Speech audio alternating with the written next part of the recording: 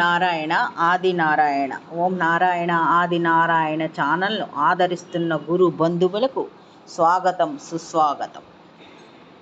ఓం నారాయణ ఆది నారాయణ. ఓం శ్రీ భగవాన్ వెంకయ్య స్వామి నమ. ఆశ్రిత జన రక్షకుడు, దీనజన బాంధవుడు శ్రీ భగవాన్ వెంకయ్య స్వామి వారి పాద పద్మములకు నా ప్రణామములు. సమస్త సగుణ రూప నిర్గుణ రూప గురుదేవుల పాద పద్మములకు నా నమస్సుమాంజలి.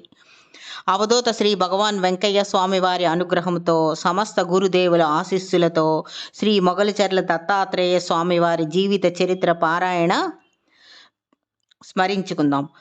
పార్ట్ 3. ఓం శ్రీ గణేశాయ నమ. ఓం శ్రీ సరస్వతాయ నమ. ఓం శ్రీ గురుభ్యో నమ.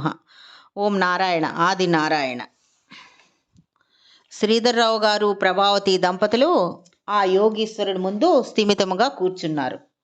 వాళ్ళిద్దరిని చిరునవ్వుతో చూస్తూ శ్రీ స్వామివారు ఇలా అన్నారు. అమ్మా, నన్ను మొదటి పిలుపులోనే నాయన అని పిలిచావు కదా, నాలో నీ బిడ్డను చూసావా అని అన్నారు ఆ స్వామి.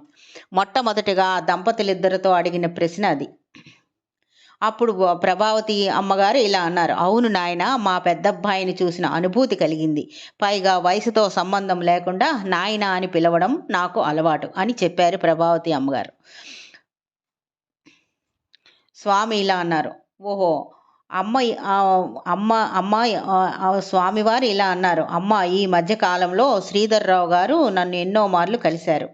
నేను మౌనంలో ఉన్నా కానీ ఆయన నాతో చాలా విషయాలే చెప్పారమ్మా. నీకు పూజలు ఎక్కువగా చేసే అలవాటు ఉందని, తెల్లవారుజామునే లేచి స్నానాధికాలు ముగించుకొని పూజ మొదలు పెడతావని చెప్పారమ్మా. అంత ఘనంగా ఏం పూజలు చేస్తావు తల్లి అన్నారు ఆ యోగి.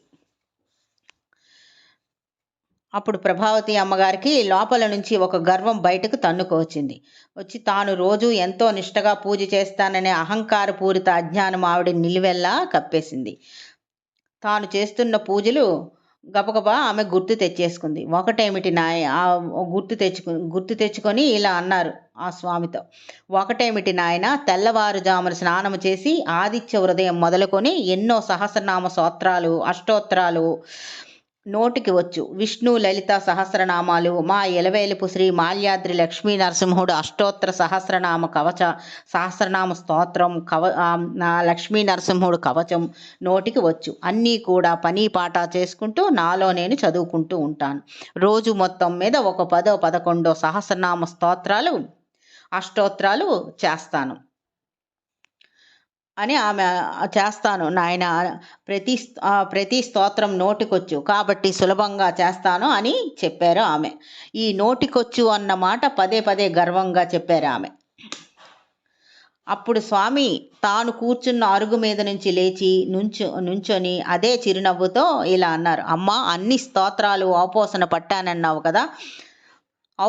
పట్టానన్నావు కదా, మొదట ఆదిత్య హృదయంతో నీ పూజ మొదలవుతుందని చెప్పావు కదా, ఏది తల్లి, ఒక్కసారి ఆ ఆదిత్య హృదయం నాకు వినిపించు, ఒక్కసారి చదువమ్మా అన్నారు స్వామి.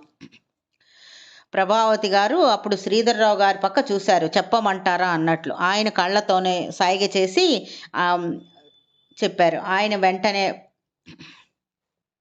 చెప్పమంటారా అన్నట్టు భర్తని కళ్ళతో సైగ చేసి అడిగారు. ఆయన వెంటనే చదువు ప్రభావతి, నీవు రోజు చేసేదేగా అన్నారు శ్రీధర్రావు గారు. ప్రభావతి గారు మళ్ళీ ఒక్కసారిగా సర్దుకు కూర్చొని ఇలా అన్నారు. తతో యుద్ధ పరిశ్రాంతం సమరే చింతయా స్థితం అని చెప్పబోయారు. అంతే, శ్లోకం అంతకంటే ముందుకు గుర్తుకు రావడం లేదు ఆమెకి. మళ్ళీ తతో యుద్ధ పరిశ్రాంతం సమరే అక్కడే ఆగిపోతుంది. ఆవిడ నాలిక ముద్దుబారిపోయినట్లు. అంతకంటే ఒక్క ముక్క కూడా ఆ శ్లోకంలో గుర్తుకు రావడం లేదు ఆమెకు. మళ్ళీ ఏమీ గుర్తు రావట్లేదు. ప్రతిరోజు చేసే ఆ స్తోత్రం మొదటి శ్లోకంలోని మొదటి పాదం వద్దే ఆగిపోయింది ఆమెకు. నిద్రలో లేపి అడిగిన టకటకా చెప్పే ప్రభావతి గారికి వాగ్బంధం జరిగినట్టు మాట రాక ఆగిపోయారు. 5 నిమిషాల పాటు తంటాలు పడ్డారు. ఏమీ లాభం లేదు.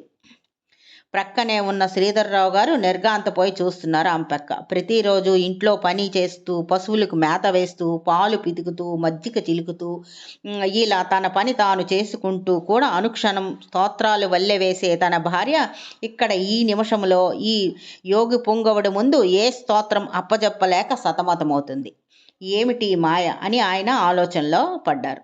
ఇక ప్రభావతి గారికైతే తనకి ఏమైందో తెలియదు. మొట్టమొదటి శ్లోకం కూడా గుర్తు రానంతగా ఆమె మెదడు మొద్దు వారిపోయింది. మెల్లిగా ఆవిడ అహంకారపు పొర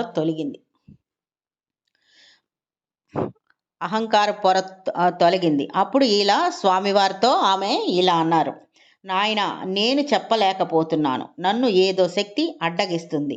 నేను అశక్తురాలిని అని చెప్పి ఆ స్వామితో చెప్పి ఆమె మౌనంగా కూర్చున్నారు. అప్పటిదాకా వాళ్ళిద్దరి ముందు నిల్చొని ఉన్న శ్రీ స్వామివారు మళ్ళీ పార్వతీదేవికి సాష్టాంగ నమస్కారం చేసి వచ్చి అరుగు మీద పద్మాసనం వేసుకొని కూర్చున్నారు.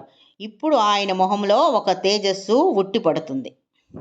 ఓం నారాయణ. ఆది నారాయణ.